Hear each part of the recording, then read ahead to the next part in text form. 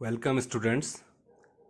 आज हम operation on matrices या आव्यूहों पर संक्रियाएं को समझेंगे, जिसके तहत एडिशन, सब्ट्रैक्शन एंड मल्टीप्लिकेशन या योग, अंतर और आव्यूहों का गुणन, इस पर हम चर्चा करेंगे। सबसे पहले हम आते हैं आव्यूहों का एडिशन या योग।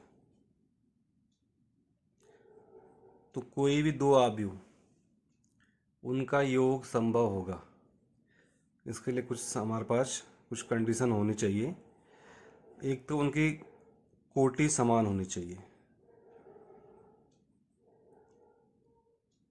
दो आव्यूह हैं, माना ए और बी हैं, हमारे पास दो आव्यूह। तो इनका योग होगा। पहली शर्त है कि इनकी कोटि क्या होनी चाहिए? समान, यानी कि सेम ऑर्डर होना चाहिए। ठीक है, सेम ऑर्डर। सेकंड, जो इनका योग होगा वो संगत अवयव का ही योग होगा। संगत अवयव या करस्पॉन्डिंग जो ऑर्डर एलिमेंट है, संगत अवयवों का योग हो। ठीक है, ये दो शर्तें यदि कोई आव्यूह पूरी करेगा। पहला तो यह है कि समान कोटि होनी चाहिए, दूसरे जो उसके संगत अवयव आपस में जुड़ेंगे। इसको एक एग्जाम्पल से हम समझ लेते हैं कि माना हमारे पास, जैसे हमारे पास आव्यूह ए है, इस तरह से मान लेते हैं 1 2 3 4। तो आप देख रहे हैं ये 2x2 कोटि का आव्यूह है। एक आव्यूह बी है, इसको इस तरह से मान लो 1 2 3 4 5 और 6। तो आप देख रहे हैं 2 रोज और 3 कॉलम, यानी कि 2/3। एक आव्यूह हम सी इस तरह से ले लेते हैं 1 2 3 4 5 6। इस तरह से हमने एक आव्यूह सी ले लिया। एक डी इस तरह से ले लेते हैं 3 7 1 5, है ना। और एक आव्यूह हमने ई ले लिया है, चलो उसको कर लेते हैं 2 5 3 1 0 2 कर लिया इसको। ठीक है, हमने एग्जाम्पल के तौर पर हमने 5 आव्यूह ले लिए। तो हम देखेंगे कौन कौन सा आव्यूह का योग होगा और कौन सा। तो पहली बात हमने बोला कि इनकी कोटि समान होनी चाहिए। तो हम जैसा ए देख रहे हैं, तो ए का योग बी से संभव नहीं होगा, क्योंकि इसकी कोटि 2/2 है और इसकी कोटि 2/3 है। सी से भी संभव नहीं है। हाँ, अच्छा, आप देखेंगे ए की कोटि 2/2 और डी की कोटि भी 2/2, यानी कि यहाँ पर क्या हो सकता है? ए प्लस डी पॉसिबल है। ठीक है, और ए प्लस डी कितना हो जाएगा? पहली बात तो थी कि कोटि समान होनी चाहिए ही। दूसरी बात है कि संगत अवयवों का इसमें योग होगा। तो एक के संगत इसका A11 1 है और इसका A11 3 है, मतलब पहली पंक्ति पहले कॉलम का 1 और 3। तो ये आपस में जुड़े 1 + 3 4। अच्छा, A12 2 है और A12 7। 2 + 7 कितना हो जाएगा? 9। A1 A21 3 है और A21 यहाँ पर 1 है। 3 और 1 4। A22 4 है और ये 5 है। 4 और 5 9। तो ये क्या हो जाएगा? आपका A प्लस डी आ जाएगा। इसी प्रकार से B का जो है, देखो इसकी 2/3 है और इसकी 3/2। तो इनका भी क्या है? योग संभव नहीं, ये एडिशन नहीं हो पाएगा बी और सी का, क्योंकि इसकी कोटि 2/3, इसकी 3/2 है। बी का डी से भी नहीं होगा। लेकिन हम देख रहे हैं बी और ई की कोटि क्या है? समान है। तो बी और ई का योग क्या है? संभव है, क्योंकि इनकी कोटियाँ क्या है? समान है। तो ये हो जाएगा अब संगत अवयव क्या है? 1 और यहाँ पर 2। 1 + 2 कितना हो जाएगा? 3। 2 + 5 7। 3 + 3 6। 4 + 1 5। 5 + 0 5 और 6 + 2 8। ये हमारा बी प्लस ई हो जाएगा। ठीक है, सी भी किसी से नहीं जुड़ेगा क्योंकि सी की कोटि के यहाँ पर कोई दूसरा अवयव नहीं है।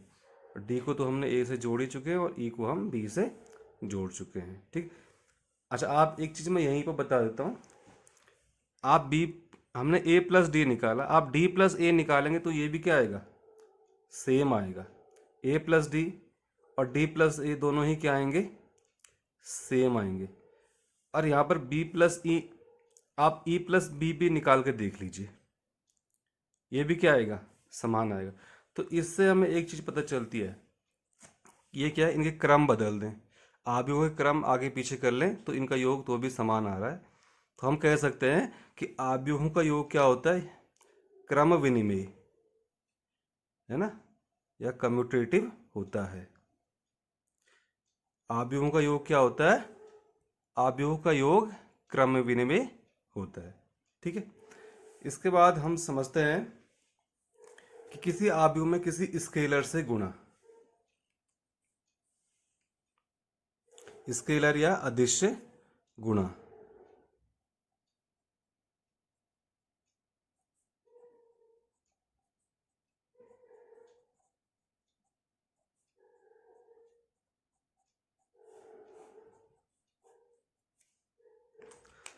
हम यहीं पर से कोई भी आव्यूह ले लेते हैं, माना हमने डी ले लिया यहाँ पर से। ठीक। डी आप देख रहे हैं 3 7 1 5। यदि हम इसमें माना डी को 2 से मल्टीप्लाई कर दें, क्या कर दें, डी को, तो क्या हो जाएगा, 2D हो जाएगा। और इसको हम क्या लिख सकते हैं, इसको हम लिख पाएंगे 3 7 1 5। तो जब भी किसी स्केलर से हम जो है किसी अवयव गुणा करेंगे तो क्या हो जाएगा, उसके प्रत्येक अवयव से उसका गुणा हो जाएगा, यानी 2 का जो है अवयव डी के प्रत्येक अवयव से क्या हो जाएगा, गुणा हो जाएगा। तो 2 3 जा 6, 2 7 जा 14, 2 1 जा 2 और 2 5 जा 10। ये हो जाएगा किसी भी स्केलर का यदि गुणा करते हैं तो इस प्रकार से। हम माना कोई अवयव इस प्रकार से लेते हैं, ए बराबर हम लेते हैं, उसको इस तरह से डिफाइन करते हैं, ए इजकल टू कोई भी किसी भी कोटि का अवयव ले लिया हमने, माना हमने A11 A12 A13, इस तरह से A21 A22 A23, हमने एक 2/3 कोटि का अवयव ले लिया। इसमें हम किसी स्केलर k से गुणा कर देते हैं तो ये क्या हो जाएगा, k हो जाएगा। और एक इस तरह से हम इसको के बाहर लिखा यहाँ पे A11 A12 A13 A21 A22 A23। ठीक है।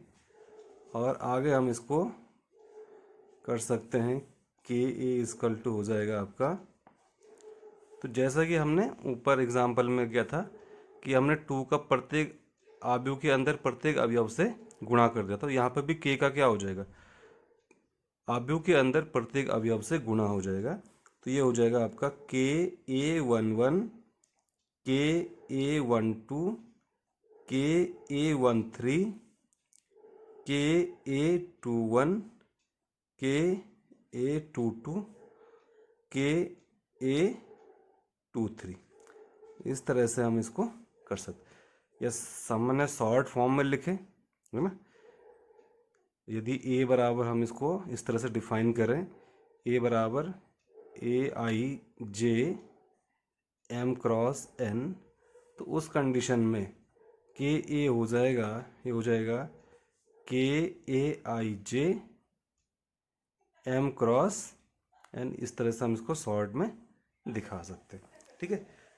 इसी में हम आगे समझते हैं कि अवयव का ऋणात्मक या नेगेटिव ऑफ मैट्रिक्स। अवयव का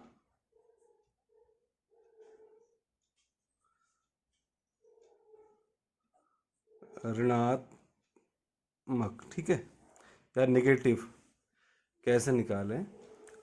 कोई भी अवयव ले लेंगे, जैसे हमने यहाँ पर माना कोई 2/2, एक एग्जांपल समझने के लिए हम इसको ए हमने ले लिया कोई 2/2 का अवयव, A11 A12 A21 A22। तो उस कंडीशन में इसका निगेटिव यानी कि -a। तो एक्चुअल में -a कैसा है, यदि हमने हमने क्या किया, इसमें -1 से मल्टीप्लाई किया, तो -1 से मल्टीप्लाई किया तो क्या हो जाएगा, इसके प्रत्येक अवयव से क्या हो जाएगा, -1 से मल्टीप्लाई हो जाएगा। तो -1 से मल्टीप्लाई करेंगे तो -a11 -a12 -a21 और -a22। तो हम इसको बोलेंगे किसी भी आव्यूह का ऋणात्मक। यदि हमारे पास जैसे यहीं पर देखते हैं d है माना, तो d का ऋणात्मक क्या हो जाएगा, -d। तो उस कंडीशन में हो जाएगा ये -3 -7 -1 और -5। इस तरह से हम किसी भी आव्यूह का ऋणात्मक निकाल सकते हैं। अब है आव्यूह का अंतर या डिफरेंस या सब्ट्रैक्शन भी इसको बोलते हैं। तो आव्यूह का अंतर बिल्कुल वैसा ही है जैसे कि हमने आव्यूह का योग निकाला था।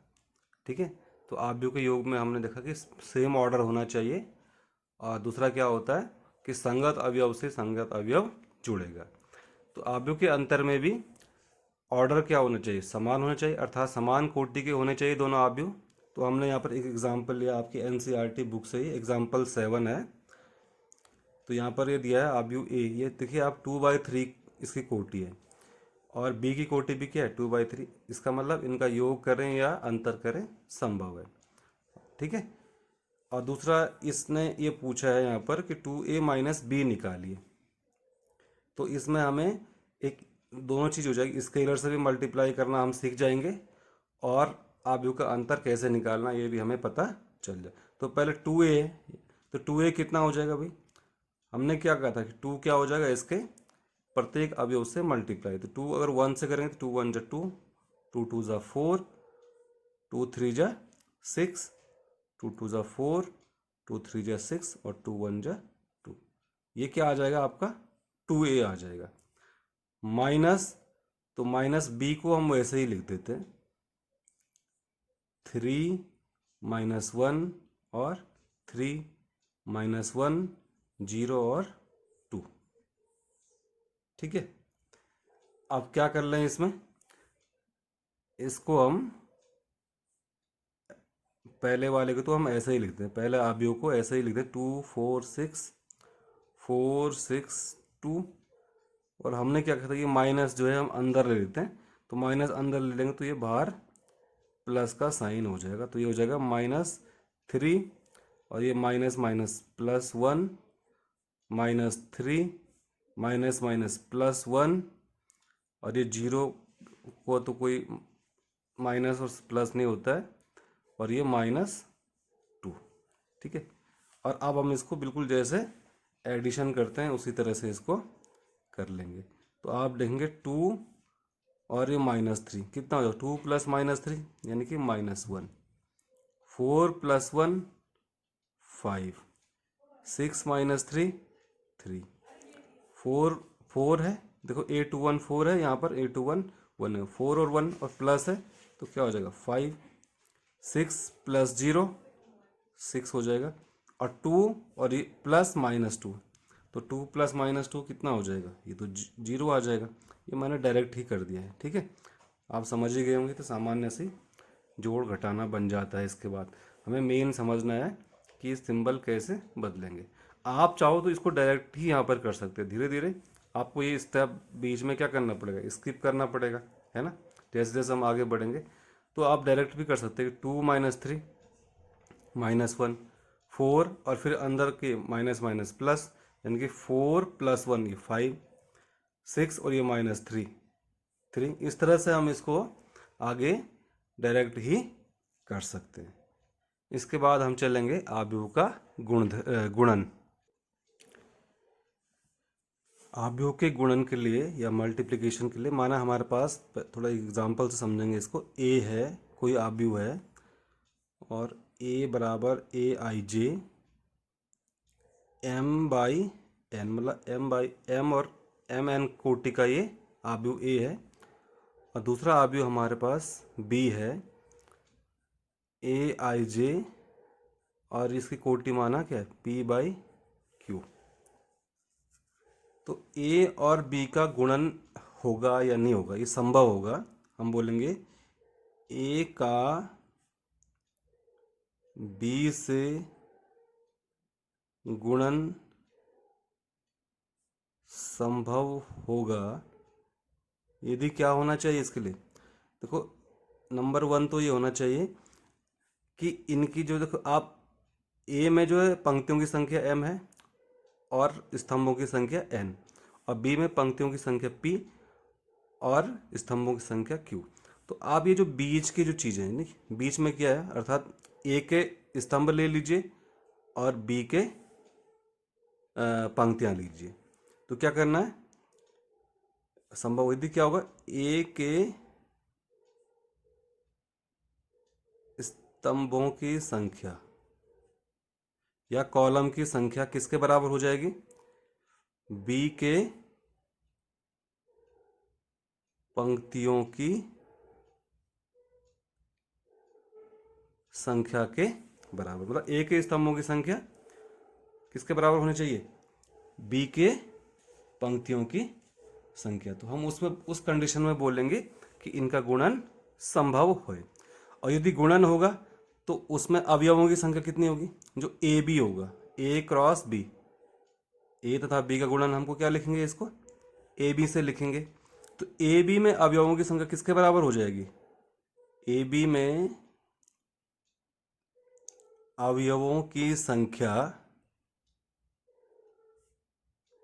बराबर, या इसकी कोटि आप मान लो, अवयवों की संख्या ना लिख के हम इसको लिखते हैं ए बी की कोटि जो आएगी, हम इसको लिख देते हैं, ज़्यादा बेहतर सही शब्द है यहाँ पर।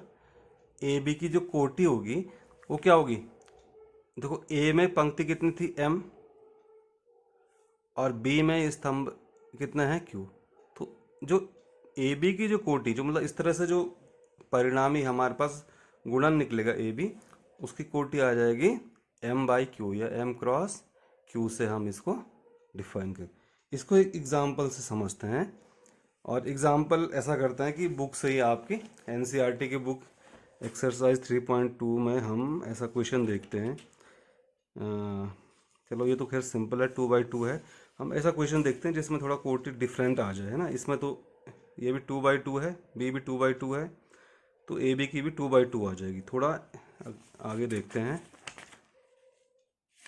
और जहाँ पर मल्टीप्लाई है, हम थर्ड क्वेश्चन पे आ जाते हैं। यहाँ पे थर्ड क्वेश्चन है आपका एनसीईआरटी की बुक का थर्ड का सेकंड पार्ट है हमारा। हम इसको ए ले लेते हैं। ए है 1 2 -2 और 3, और बी है 1 2 3 2 3 1।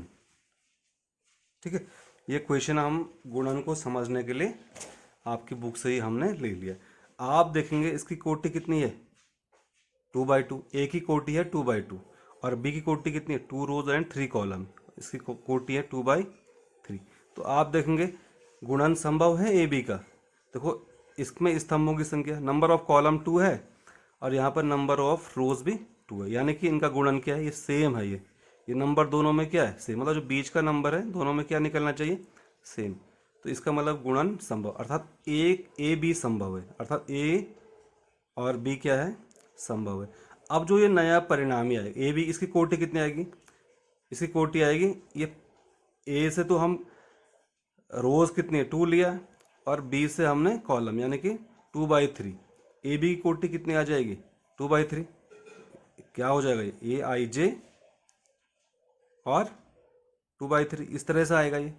ठीक, इसको हम थोड़ा, देखो ये सवाल का हिस्सा नहीं होता है, हम हर बार करने की जरूरत नहीं, लेकिन अभी समझने के लिए हम थोड़ा इसको पूरा डिटेल में समझते हैं, ताकि इसको हम 2/3 के एक जनरल जो आपका अवयव होता है ना, जनरल मैट्रिक्स है, उसमें बदल देते। तो ये हो जाएगा, इसमें 2 रोज होंगी, यानी 2 रोज यानी कि ए और 3 कॉलम है, यानी कि इस तरह से हो जाएगा ये।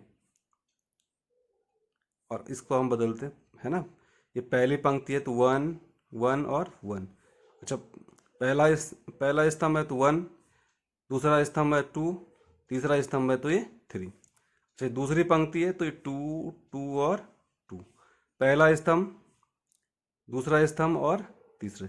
इस तरह से हमने एक क्या बदल दिया इसको, एक जनरल इसमें बदल दिया, जनरल आव्यूह में, मतलब इसमें हमने बदल दिया। अब हम क्या कर सकते हैं, इसको निकालेंगे। अब हम क्या करते हैं, ए और बी जो यहाँ पर दिया हुआ है इसकी सहायता से हम इसको निकालते हैं। तो A B is equal to, अब देखिए ए वन वन जो है ना, जो पहला अवयव इसका ए वन वन, जो ए गुणा बी का जो है पहला अवयव है ए वन वन। इसका मतलब देखो, पहला वाला तो किसको बता रहा, रोज को, पहला वाला 1 रोज को बता रहा और दूसरा वाला 1 किसको बता रहा, कॉलम।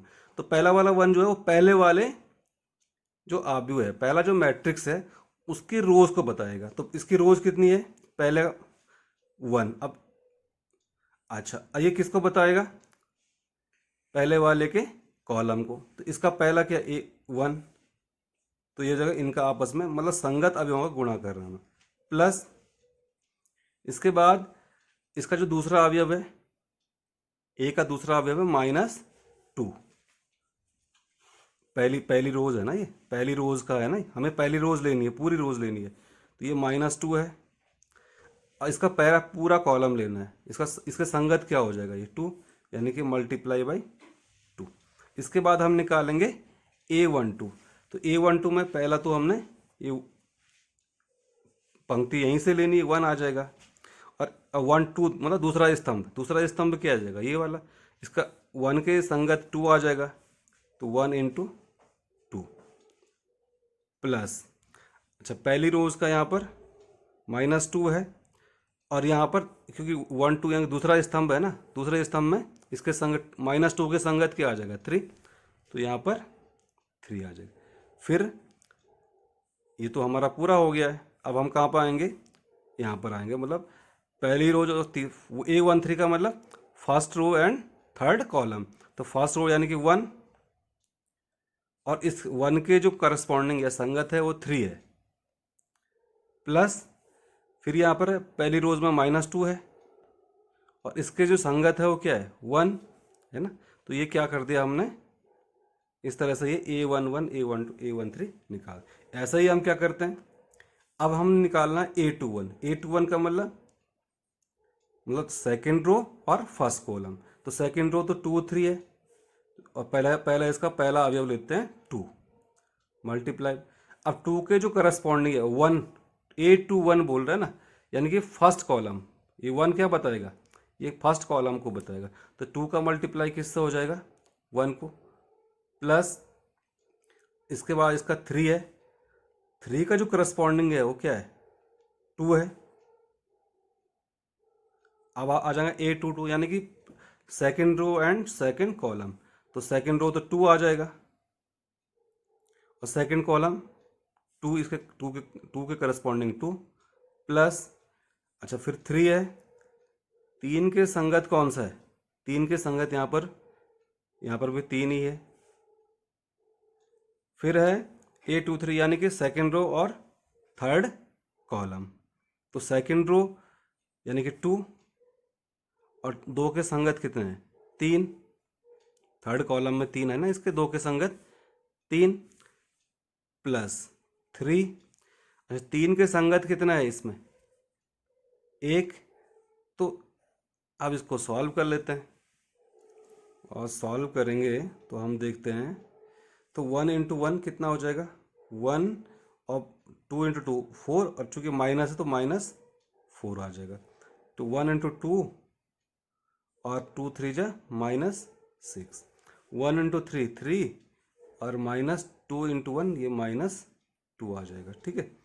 2 × 1 2, 3 × 2 6, 2 2 जा 4 प्लस 9, 2 3 जा 6 प्लस 3,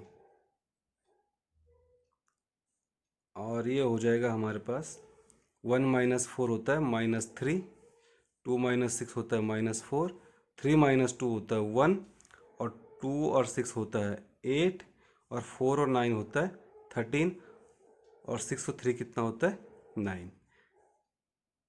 अच्छा, हो सकता है आपको अभी हल्का सा कंफ्यूजिंग लगे एक बार देख, तो आप क्या कर सकते हैं, इसको एक दो बार रिपीट करके देखेंगे तो ये आपको बहुत अच्छी तरह से क्लियर हो जाएगा कि हम ए और बी का मल्टीप्लाई कैसे करें। तो क्या बताया मैंने, इसको फिर से हम थोड़ा एक बार फिर से रिफ्रेश कर लेते हैं कि दो हमारे पास आव्यूह गुणनफल में कैसे निकालना है।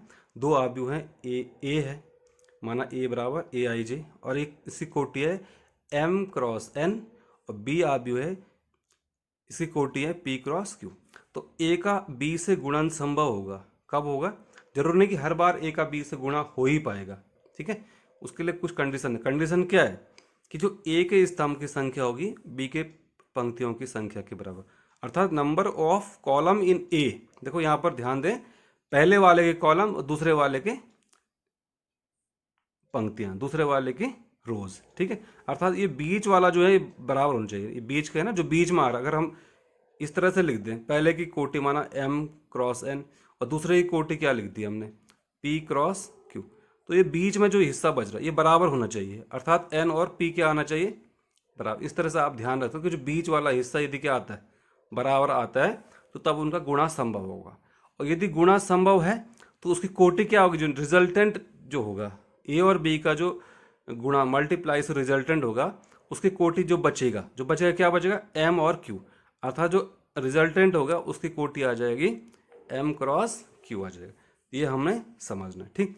अब इसको समझने के लिए हम क्या करते हैं, एक एग्जाम्पल लेते हैं जो बुक से ही आपका क्वेश्चन नंबर 3 का सेकंड पार्ट है, उसको हमने ले लिया है।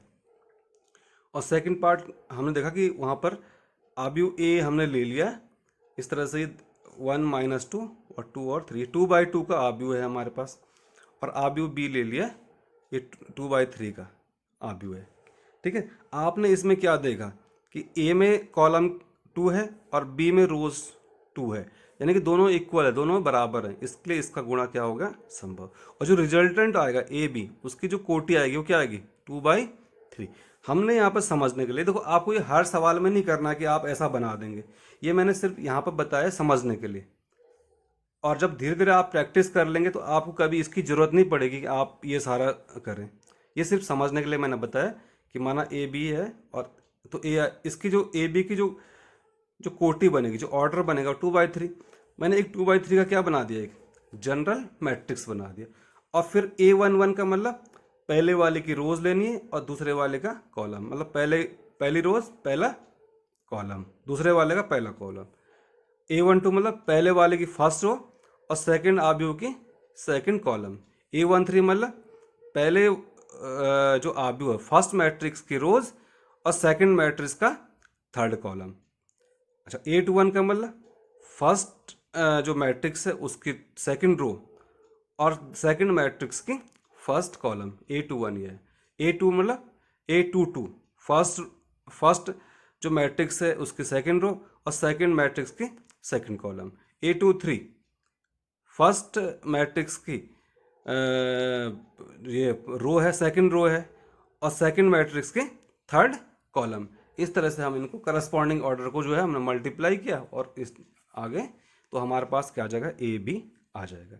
अच्छा, अब हम ये देखते हैं यहाँ पर क्या बी ए बी संभव है। यहाँ पर तो आपने देखा होगा कि जो ए की जो कोटि आई थी वो तो 2/2 कोटि है इसकी, है ना, और बी की जो कोटि है वो क्या है, 2/3 है। अब जरा आप मिला के देखो क्या बी ए संभव है यहाँ पर, तो बी ए क्या होगा, है ना, बी भाई ए की बी की कोटि तो 2/3 है और ए की कोटि क्या है, 2/2 है। तो मैंने क्या बताया था कि ये बीच वाला बराबर होना चाहिए था, तो ये तो बराबर है नहीं यहाँ। इससे इससे क्या पता चला कि बी ए तो एग्जिस्ट ही नहीं करता है ना, बी ए जो है संभव नहीं है। तो इससे एक चीज पता चल गई हमारे पास कि ए बी बराबर नहीं होता है बी, अगर एग्जिस्ट करती भी तो वो बराबर नहीं होती। तो इससे एक चीज पता चल गया कि ए बी बराबर नहीं बी ए, अर्थात आव्यूह का एक गुणधर्म ही पता चल गया हमें, आव्यूह गुणधर्म का, कि आव्यूह का जो गुणन होता है वो क्रम विनिमेय नहीं होता है ना। इससे ये पता चलता है कि आव्यूह का गुणधर्म क्रम विनिमेय नहीं है, ठीक है। हमने देखा कि आव्यूह का गुणधर्म क्या है, क्रम विनिमय नहीं है।